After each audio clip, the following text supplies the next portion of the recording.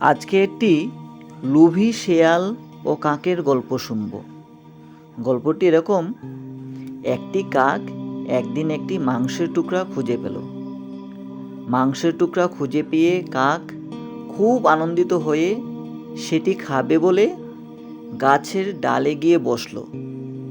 এমন সময় জঙ্গল থেকে একটি ধূর্ত শেয়াল এসে পড়ল সেখানে। কাকের মুখে থাকা মাংস টুকরা দেখে শেয়ালের খুব লোভ হলো। শিয়াল কাকের মুখে থাকা মাংসের টুকরোটি খাওয়ার জন্য একটি বুদ্ধি বের করলো। শিয়াল কাকের প্রশংসা করে বলল, বন্ধু, অনেক দিন ধরে তোমার গলার গান শুনতে পাইনি।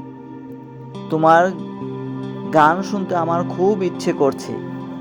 দয়া করে একটি গান শোনাও তো দেখি। শিয়ালের প্রশংসা শুনে কাক মনে মনে খুব খুশি হলো এবং কা কা করে গান শুরু করলো। যেই না কাক গান শুরু করলো, তার মুখ থেকে মাংস টুকরাটি টুপ করে নিচে পড়ে গেল। ধূর্ত শেয়াল সেই মুহূর্তের অপেক্ষায় ছিল। যেই কাকের মুখ থেকে মাংস টুকরা মাটিতে পড়ল, শিয়াল চট করে সেটি মুখে তুলে জঙ্গলের মধ্যে পালিয়ে গেল। কাক নিজের ভুল বুঝতে পেরে মন খারাপ করে গাছের ডালে বসে রইল।